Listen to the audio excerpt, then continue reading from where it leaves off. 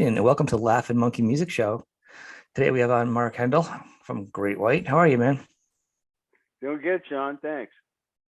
Well, I would just find today we talk about what's going on, maybe a little bit brief history. There's a lot out there on you, but maybe we can touch on a few different things and see where it goes. A few questions I don't know and I haven't heard, and I want to talk about your guitar and some of your Zeppelin stuff too, and some other stuff Yeah. you've done.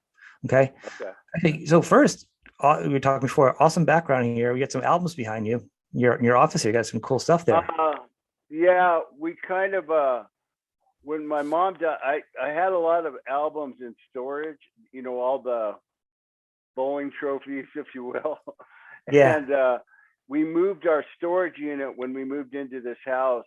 I think it was like 2015 or so, and I got all the albums. They were all in storage. I hadn't had them on the wall since, I don't know when, like sometime in the 80s. So I hadn't really had them, displayed. So when people come over, they're all over the living room or whatever. So we set up this office when our daughter moved out in this room. So we thought I made it kind of my work room where I write music or maybe play guitar, have my guitar, little amp, Yeah.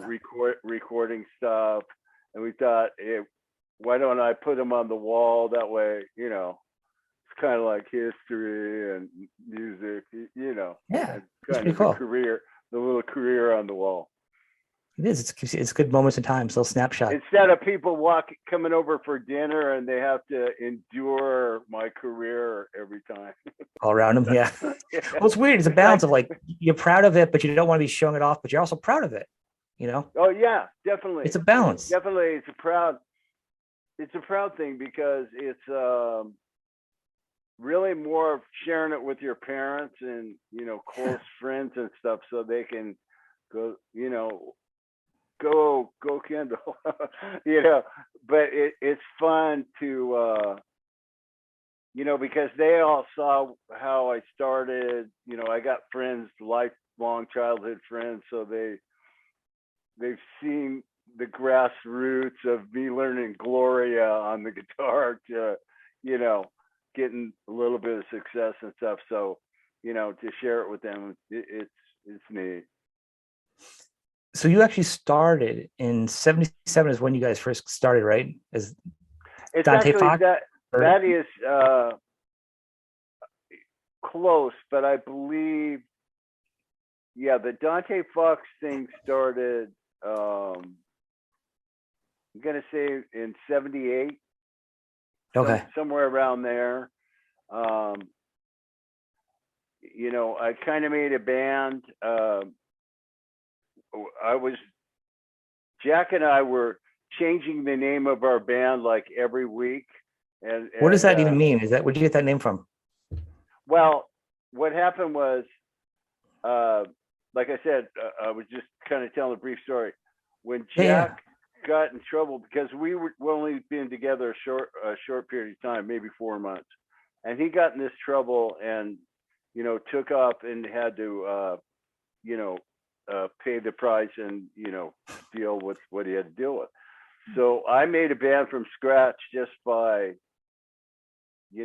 putting ads out and getting this guy and that guy, and I got this guy called Don Costa and Tony Richards, who I jammed with Jack before, so he wasn't a new thing that came from an ad. But we got a guy from an ad who was from San Diego named Don Costa, and I got a girl singer, which was kind of strange for me to have a girl singer, but she had a rough voice and had pretty good range, and Mhm. she looked pretty good, and so we kind of went with that. How we came up with the name is like we couldn't come up with a name, so the bass player, he's from San Diego, he had a friend named Dante Fox that was this like hideous dude, and he kind of had a reputation. He's a bad guy. And so we go, God, we can't think of anything else, and just go with that, That's also someone's name. Okay, that's cool. Yeah, Because I with know some Great guys. White was reference to you and your platinum blondie hair and Yeah. all your style. Well, not well. that's why Jack used to call me, Right. um, you know, Kendall the Great White or whatever. When I used to play a solo in a song, every once in a while he would throw that out there. He came up with it because maybe not because I'm the whitest guy in the world, but because we had this good and evil image. Like Don Costa's side of the stage, he was like had cheese graters on his bass, and he was like bleeding all over the place. He got Oh, hepatitis like 3 times, you know. I would So think once would be enough for me. he was the evil of the two. And I was like the man from Glad, you know, I had like everything was white on my side, you know. And then Jack was split in half, so that was our stupid image. But out of the blue, he just said that. It wasn't like my nickname, but he said Kendall the Great White, you know. And I when I go into a solo. So but funny enough, when we did get an opportunity with this A&R man, he never heard Jack say that, but there was a guy out in front of the club, and I drove by in a car, and he was out there waiting for his car to get delivered to him. And the kid next to him pointed to the car and said, "There goes Great White." And I had my head out the window screaming something to the crowd, which I have no idea what it was. So something clicked in his head, and he just goes, "That's a way better name than Dante Fox or whatever." We didn't like it at first because we didn't think of the shark. When we put the name to the shark, it was kind of then we accepted it, but at first we thought it was awful. Well, that's interesting you say that because first off, with it being in the shark, and if I want to listen to your music, whatever, I always get into a rabbit hole because I'm watching shark videos. Yeah. Because Well, sharks are awesome. So you watch a Great White, you're like, oh, I'll listen to the song in a minute. I'm gonna watch the shark video, and then go back and watch, one of yeah. your videos. We liked it because we didn't want people to get confused and think it was like a racist name Mhm. or you know or had some Caucasian type of meaning. That's why we're a little relieved with the shark image. Plus, we thought it'd be a cool image, you know, for T-shirts and the name Great White. Once we thought of that, shark fishing, by the way, we were shark fishing when we thought of it. It we realized that the name's not so bad anyways because it doesn't dictate what you know any certain genre of music. Like we could pretty much just write and play. We didn't have to. Our name wasn't like a name that where you had to play death metal or you had to do anything certain. Like Led Zeppelin, I mean, they can pretty much come with an acoustic album or they can hit you with And they some did. cool big riffs. Yeah. So So that's such a good tie-in. So Zeppelin albums, you guys actually had a lot of the songs earlier on, but you actually did a full album though at one point of the yeah, covers, yeah, we which did is really spot on too. It's his voice is again. canny. Yeah. Oh yeah. He imitates. He can do cartoon voices. He can imitate Robert Plant. He can imitate. You know, he can really get every inflection. He was real good with that. Plus, he had an outstanding vocal range, and he loved Led Zeppelin. That was his band. He just thought they were the greatest. And in fact, when we played, I told the story before, but when we played Unplugged, my manager called me the night before and said, "Hey, learn Babe, I'm Gonna Leave You by Zeppelin. Jack wants to do it, you know." And I go, with no rehearsal or anything. I mean, the song, it's not super difficult, but the arrangement is pretty outrageous to learn on the fly and just go over it a couple times, you know. So I was real nervous about it, but I mean, especially when all these TV cameras, and we've only gone over it in the dressing room and once at sound check.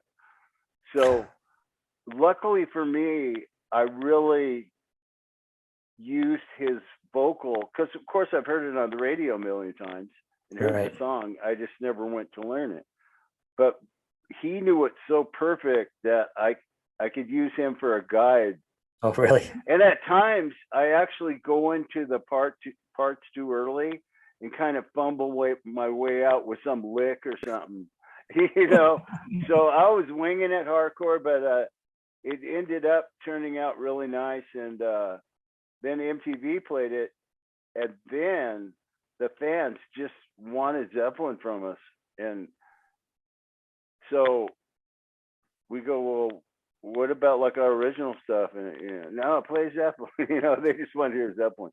So we had some time off, and we go, okay, they want Zeppelin. Let's give them Zeppelin and just be done with it. So we went out and did 3 shows locally when we weren't touring and not doing anything, and recorded all 3 shows. We actually spent 6 days learning songs. Wow. From Jack must have Zeppelin lost his mind during that, huh? and His childhood rehearsals. dream. Yeah, all his favorite songs, from every era. And so we really worked this stuff up and went out and did these shows. And the reason we had to learn the songs, it wasn't stuff we did in cover bands, at parties. Right. We were learning songs like In the Light, like all these, pretty challenging tunes. But it was kind of neat because I got to kind of dissect Jimmy Page, the way he puts guitar together, the way he orchestrates his parts, because I really dissected it and go, because we're only going to have 2 guitars, and we couldn't do 3 parts, so had to pick the most dominant ones and go with those. But yeah, it turned out pretty good. I mean, the recording was just like a mic here, a mic here, a mic here. It wasn't like everything's going through a mixer and it's going to be, the guys out in the mobile truck all pro. It wasn't even close to that. But it's still, for what it was, being live and everything. We didn't fix anything. We couldn't go in the studio and like repair things, like some people do for live. Right. But yeah. Well, that's what's interesting, because you guys have had so much of your own material. So to see you guys have done a bunch of other covers too. There's a time period like like a lot of those companies were having you guys like different covers. A lot of bands do a lot of covers, but you guys do now and so. But it's like you guys had so many of your own songs. It wasn't like you're like struggling for music either. No, I imagine you had like shelf your own stuff a little bit too, and be like, well, I got my own stuff I want to do. This was just a thing, Fun. something for the fans, that we could, and we didn't put it out for months on end. Again, we had some time off, and we actually, we did this little deal with this record company from France, and they put it out, and so people could give them something to look at and trip on. But we didn't really take it that seriously. It was actually quite fun, and we just did it for 3 nights. We just figured, we're getting tortured to play Zeppelin, so we're going to give them maximum Zeppelin, and then we can just go back to our normal day at the office, But it was fun anyways. When one of your songs, "Wasted Rock Ranger," that was I remember that came out. I was like, that's hilarious. It was like a B-side off of one of your bigger singles at the time too. Yeah. Where did that come from? It felt like it was just a song you guys just did on the bus being fun, and someone just said, hey, let's throw it on. Actually, Izzy from Guns, because our manager managed Guns N' Roses, he showed that song to Niven, and they weren't going to do it, so we go, oh, we'd love to do that. It's so hysterical, kind of making fun of drugs and stuff. Yeah. And just thought it would be a fun song to do. And so, like you said, a B-side, we put it on a B-side. Wait, Izzy also recommended Once Bitten too, right? Yeah. He had come to Niven. We already kind of knew Ian Hunter, but it wasn't the reason we did the song. That's what was funny. We just borrowed his drum riser on a tour one time from his backyard. Our sound man knew him well and asked if we could borrow the riser for the Judas Priest tour. and we met him then and met him again. But yeah, like you said, Izzy had, because he heard that we had an album called Once Bitten and the follow up Twice Shy. He goes, man, I know this Ian Hunter tune, and he showed it to Niven without us around, and Yeah. Niven loved the lyrics about it being on the road and everything. Cross So the state line. he showed it to us, and we thought it was cool. We liked the lyrics, and thought it was a cool tune. We changed it around a little bit, and we just thought it was going to be an album track, but it was like Capitol Records insisted that be the single. I go, whatever. At least we got Lady Red Light and some of these other comebacks of it. Well, that's the thing. You have so many other good songs. I'm laughing because that'd be two songs that Izzy actually helped point your way. He's like your A&R yeah, guy or something, right? Maybe that's what he left very, Guns N' Roses. He's in the back just very much doing A&R. coincidence because we're Niven and him used to ride motorcycles together. They're really close, so you know, I that's the way that happened. But yeah, That's great. funny stuff. It is. So at that point, you had some really cool guitars, and you still do now. The changeover through the years, even your Shark guitar. Yeah. When you had that built, was there a challenge to get a good sound out of it because of the shape of the body and stuff? Was that yeah, kind of a struggle at yeah. the time? Well, the one that I had originally that was made by J Frog, who I think did something for George Lynch, his Skull and Crossbones, and he works on movie sets and stuff. So he's not a true guitar maker, but he can take a guitar and turn it into Godzilla for you. But it sounded like crap. I only played it on one song just for like, you know, for cosmetic perusal for the fans or something, you know. But then, luckily for me, Dick Clark had called their offices and said, "I got to have that Shark guitar for my hard rock cafe, Yeah. right?" So I go, okay, here you go. Here you can have it. Then I could tell everybody I gave it to Dick Clark. So, you know, The cool paths on that one. I don't have to play it anymore. But then somebody had approached me from Ed Roman's, a guitar company in Las Vegas. This guy said he could make me a killer Shark. And he showed me the design, and it was like a mean cartoon, you know. And I go, that's cool. And he goes, the thing about these Shark guitars is they sound so bad. And he goes, well, what I'm going to do is put it over a guitar that sounds really good. Just kind of build it around it so the guitar's in there, right? And you're just going to have this Shark. Like a casing. And he did such a good job on it. It was pretty amazing. And unfortunately, I was. They were doing a pilot for a show that Ed Roman was doing, and I was on the very first episode, and the Shark guitar was presented to me on, you know, I'd already seen it, but just for the show. And then he died shortly after that. That would have been the greatest show, because he was kind of a New Yorker. He screams at people for smoking cigarettes, and, you know, it was like, it was going to be a great show, and it's really a shame that I guess he had some heart condition or something. But yeah, the guy's name is Michael Reisinger, who built that guitar. Very, very good guitar maker.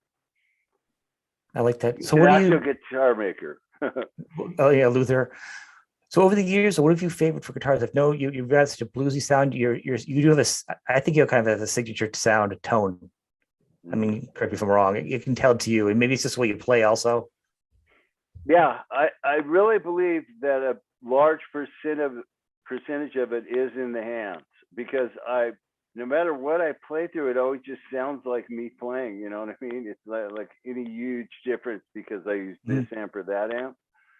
But obviously, you know, like a solid state buzzy sounding amp is going to sound like that. So I like to get a nice tube sound or whatever.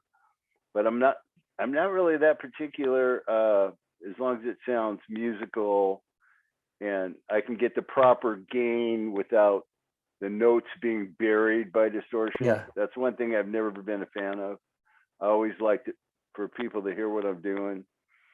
So the way I actually got that to where I really loved it. This is about as technical as I get.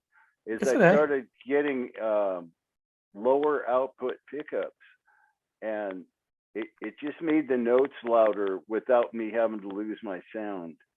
Because when you're playing through a Blazing Marshall or something, and you have, Right. say, a distortion pedal or something, sometimes the distortion is louder than the notes. And if you turn it, if it is a cosmetic extra, pedal, distortion pedal or something, if you take the distortion off, your sound somehow gets lost. I think because so much gain coming out of your pickup, it's almost like you got distortion coming from the source. So I just kind of figured that out on my own without, going to school or, having somebody show me it. It's just by my own ears. I go, I got to figure this shit out. So my first original guitar was the 74 Telecaster Deluxe, and I always loved that guitar. And I played it for years and years before we got signed and everything. And I kind of ruined it. I put a Kaler bridge on it and painted it like 4 times. I really was just a goofy kid that messed things up.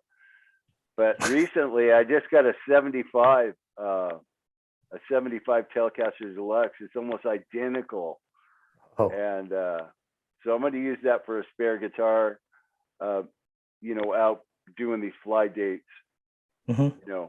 If we're out in trucks, I bring a lot more, but on these fly dates, it's, which is kind of the way most of the bands from our era are playing these days. Yeah, you like buy like an extra ticket or something for it. You bring your guitar, like we bring like 2 guitars. Yeah, bring it on Yeah, playing with I you. bring 2 guitars, and then we got an acoustic. Michael brings acoustic, and he has, a couple of electrics, a couple of guitars. We kind of bring the minimum, but it's just the way it is. If you're not touring with 18 wheelers and, a 30-man crew, it's kind of a different situation these days with people not really buying music. And, Yeah. I don't know, the world's a lot different than today, but we're still enjoying it. We play a lot of festivals. We're playing with bands that we never played with before, like Styx and Foreigner and, Head East and all these random April Wine. I mean, Oh see, wow. when we used to tour, we'd go out with one band for like 8 or 10 months, Right. and sometimes maybe 6 months, so we just play arenas 5 days a week and just do that all over the country. But now we're flying to do a couple shows. Some we headline, some we're in a semi-opening act position. So we might play with REO one week and then, Styx and then, somebody else. So it's a lot of fun because you run into people you haven't met before, and it's kind of joyous actually, to meet some of these guys like Styx, Tommy Shaw and stuff. I actually played in the 90s. I played a guitar he designed called the Hamer Duotone, which had an acoustic side and electric side. And that guitar sounded amazing. And that was Really? a really good, it didn't take off. A few upper echelon artists played them, but it just didn't, take off and sell like they needed it to. So they kind of quit making it. But it had an acoustic output that you go straight to the, like a direct box. Hmm. And then you had your electric side that went in, to your amps. And it was really cool because instead of having to have the acoustic on a stand, like say Right. it opens with the acoustic, or has an acoustic breakdown or something, and you have to do one of these jobs, when you got your guitar around you, you can just flip this switch and you could actually mix in clean guitar with it and the acoustic. You get Oh, like a some really crossover. sweet sounds. Yeah, it was pretty I have neat. to look that up. Yeah, it was pretty neat. You can still find them. one of mine, it fell off a stage about 30 feet. I had it on one of those stupid stands, which I totally learned my lesson on, the regular stands with the little thing that goes out and the little neck holder. I never put them. Like sometimes if I don't have a guitar bowed out, I'll lay my guitar on the ground and people go, man, that's a nice guitar. Why do you have it laying on the ground? It has nowhere to fall. It's already there, man. As long as no one steps on it, right? Yeah. I saw a guy. We were on tour with Alice Cooper in Europe. We played about 40 countries with them, and the opening act, what were they called? They had that song "Girls' School." Was their hit? Oh, Brittany Fox. Brittany Fox. The guitar player had this like prize Les Paul. I mean, it was like I don't know what it was, a 1968, Gold top or something. Just beautiful. The headstock broke the same way I did it, but it fell. He was crying, literally tears coming out this grown man. And I don't blame it. That's why I never have brought out, occasionally, maybe a local gig or something, but I just wouldn't bring guitars out that I couldn't replace, I suppose if it was a very controlled tour or something that I could probably bring. That's a phrase I've never heard before, a very controlled tour. Yeah. Well, one with a trusting crew guy, Oh, yeah. That sounds good. Put it away perfect. Lots of respect. I don't know. It's just so risky. It's just better to use them in the studio and use guitars that I'm endorsed with that can be replaced. The whole neck came off, or just broke in half somehow. Just send me another one. Yeah. A lot of artists do that now. They have that. They have their fly date guitars and they have their regular guitars for recording to keep it home at this point, Yeah. And that way you can use it. There's a lot of stuff. There's a lot of stuff that people won't bring out. I know Jack Blades from Night Ranger, he had this acoustic that just was so even and beautiful sounding. There's no way he would ever bring that anywhere. Nugent offered him $4,000 for it, and he goes, nope. So he just, you can really, when a guitar records really well, you really want to hold on to it because sometimes it might not be real super even sounding, as far as EQ wise on its own acoustically. Mm-hmm. But if you get one that just sounds so even and bitching, it's best to keep it around for the studio because, sometimes everybody has that story, right? The one guitar they get, I shouldn't have got rid of that guitar. It's just like the world. I've got one. I mean, everyone's got that. I should have got rid of that guitar story. Ovations and stuff like that are great for live. They're Mm-hmm. wonderful for live, but they don't really record that well. I've tried it a few times. Very difficult to make it sound. I suppose there's a way, but and I'm not by any means saying Ovation are bad guitars. It's just I've had better luck with Gibsons. Guilds sound real good, just for a standard acoustic type vibe. No, you have a hard time replicating the sound you get live in the studio. It's something about the acoustics. It's just the bright sound. Yeah. So it's all good, man. Well, the thing you said earlier and talk about albums and the touring and albums aren't made the same. They're not released the same. You can do singles nowadays. Bands, you do it because you like writing songs, and you guys are still putting out new music. But the market kind of went topsy-turvy for rock bands. Once grunge, the shoegazing came along anyhow. So at that point, it was a weird struggle for any artist to find a sales because you're competing against the flavor of the month, Yeah. But I'm sure touring, I mean, did you guys have some hot spots like overseas, like, in Europe during that time period? A lot of bands found a lot of, solace because there's places that still, stays true to rock. Is that? Oh, yeah. Yeah. Japan's really like that and Europe's like that. they're real loyal, especially in Japan. I mean, they're not going to leave the Scorpions because some new music is popular. You know what I mean? No one leaves the So, Scorpions. yeah, once they're a fan of your band, they stay. They don't move to this other thing. They might like this other thing, but they won't Right. leave you. But yeah, in the '90s, it was pretty much hardcore touring, playing mid-sized venues, pretty much. Um, you know, we're not the type that are gonna, if some new music comes out, like we're gonna try to sound like that or Okay, I something. don't. It's like, you know, our whole thing has always been, it's like, write the best music we can and pray people like it, because we, I can never like try to be, I suppose I could, but it wouldn't be very rewarding. Um, yeah, we just, we're still writing music and stuff. Well, I don't know how we're going to go about this. If we're going to do a full CD, maybe like just put out like 5 songs, or do a video and one song and then use that later for an album. We've been like kind of hashing it around, trying to you know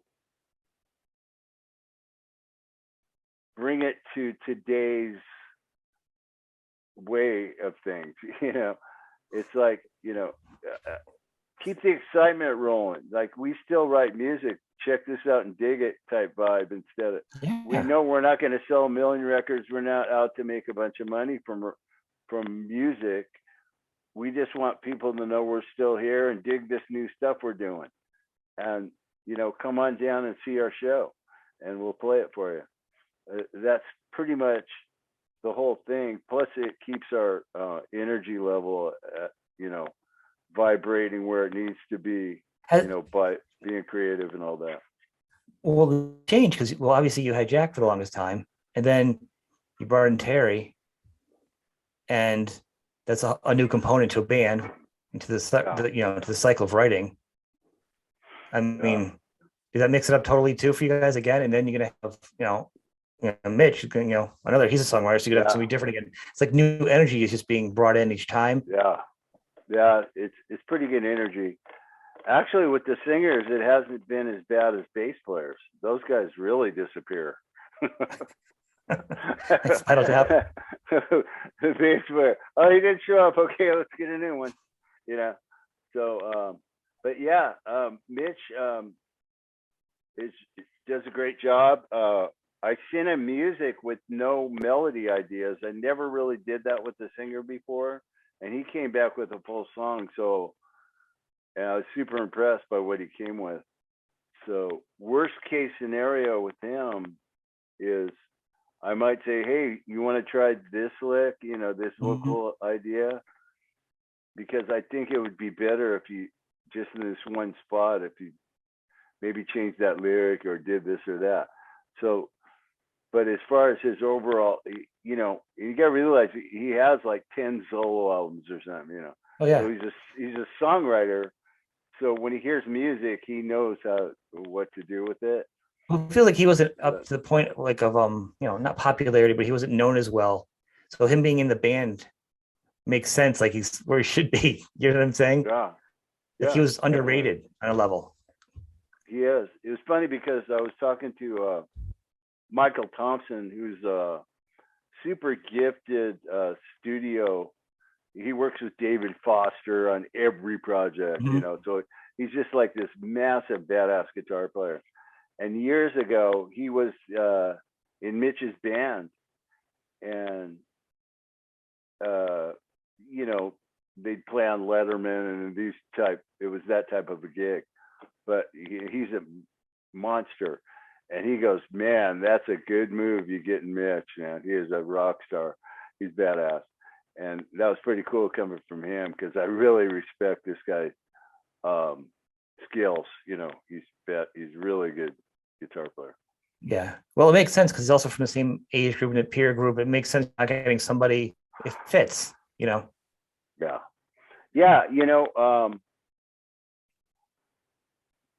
I met him at Michael Wagner's, but I didn't really speak to him because we had this gang shout thing. And then I met him on the cruise.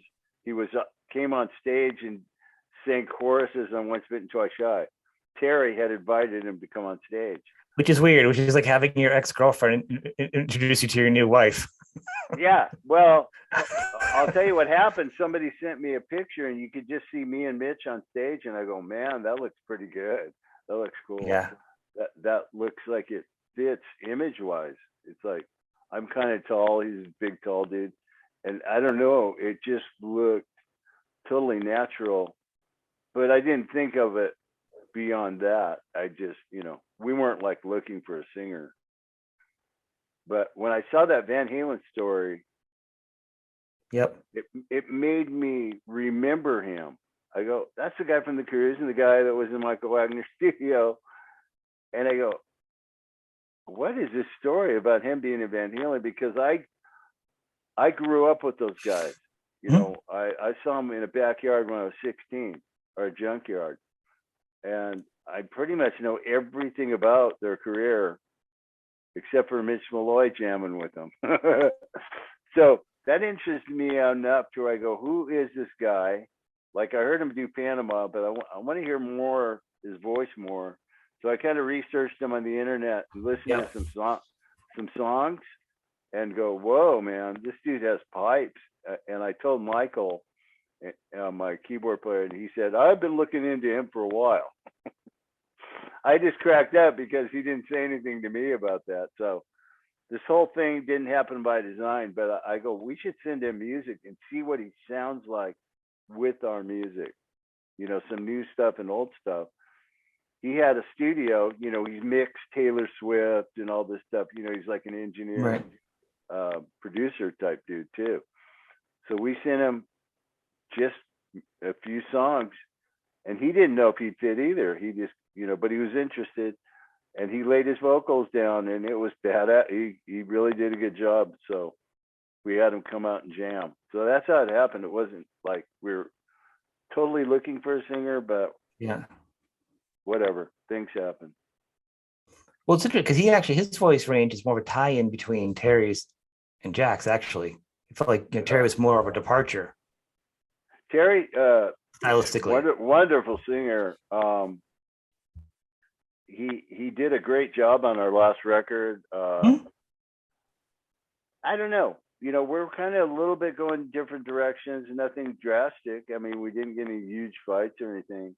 It just when Mitch came along, I just felt like it was a better fit in every way: voice, image, everything, personality. But Terry's monster singer, man.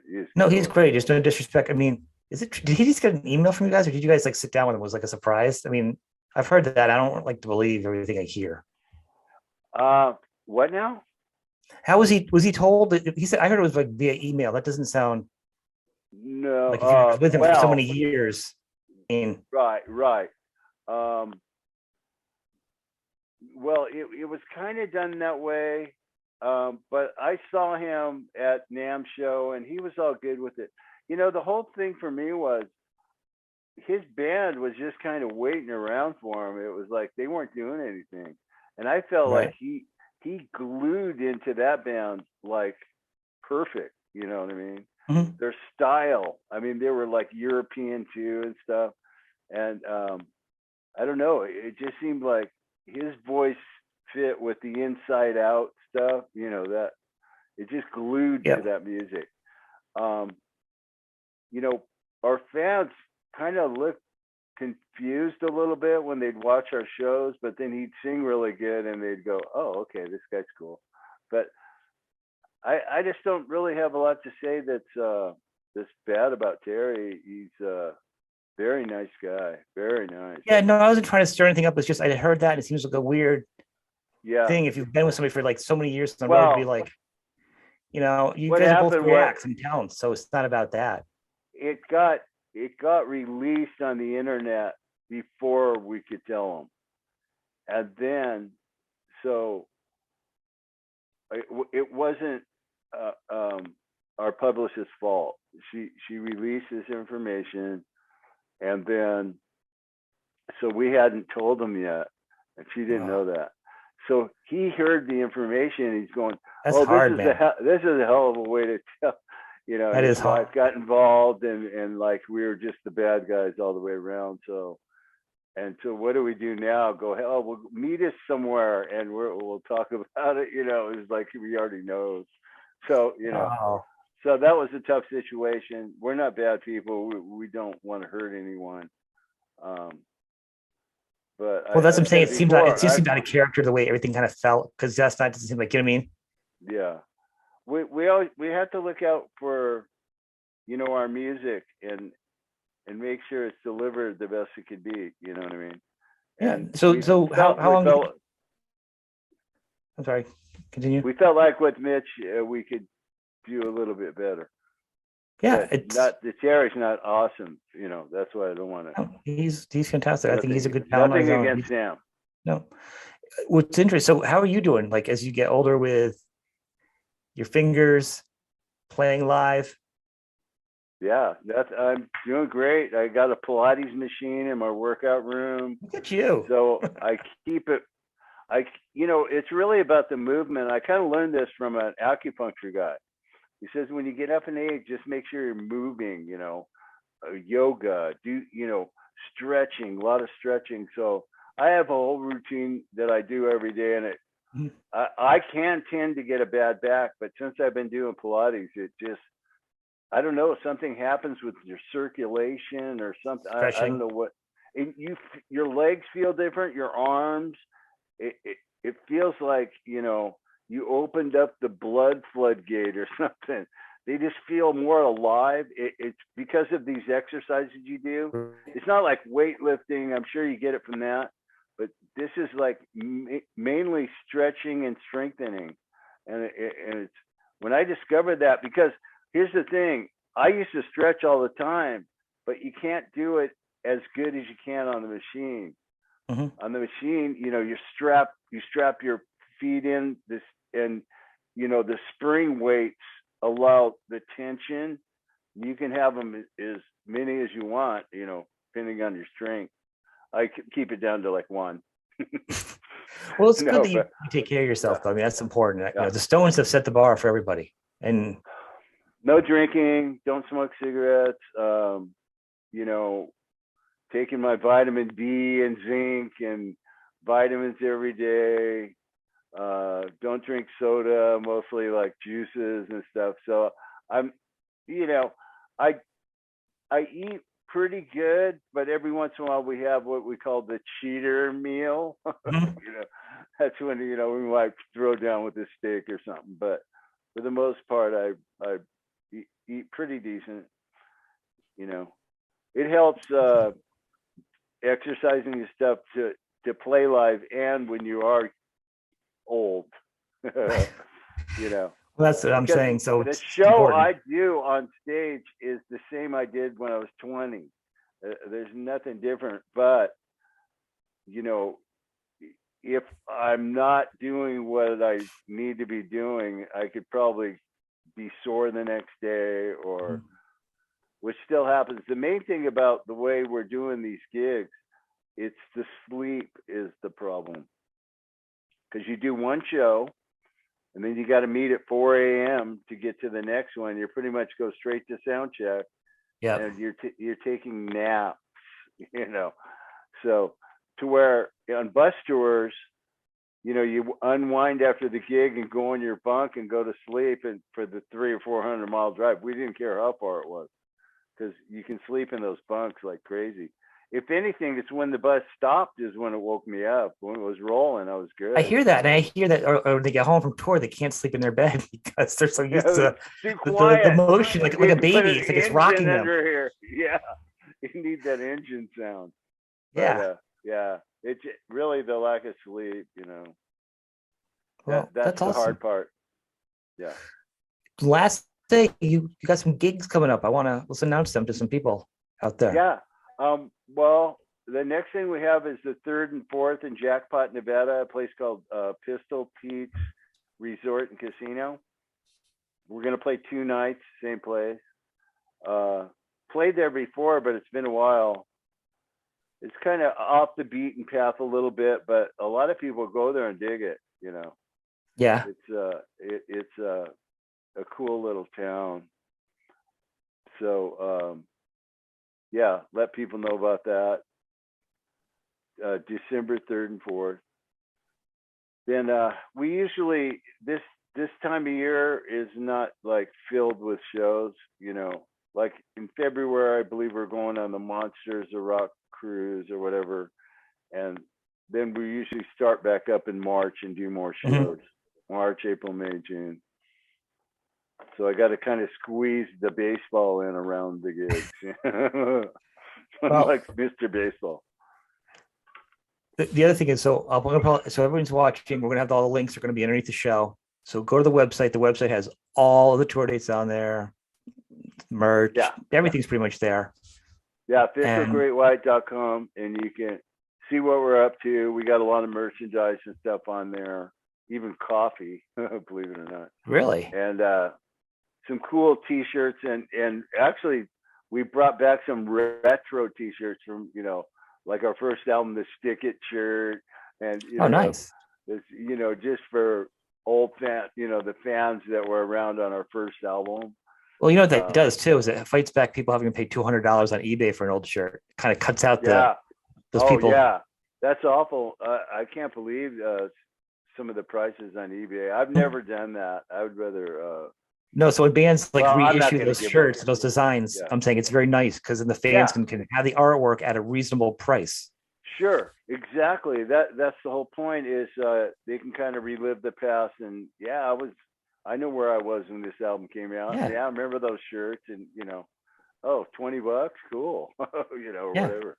It's great. Yeah, it is great. Well, I want to thank you. I mean, for giving the time tonight and talking and sharing, and hope we mix it up a little bit. Because I know that, and there's a lot of really historic interviews out there where he kind of gives the soup to nuts.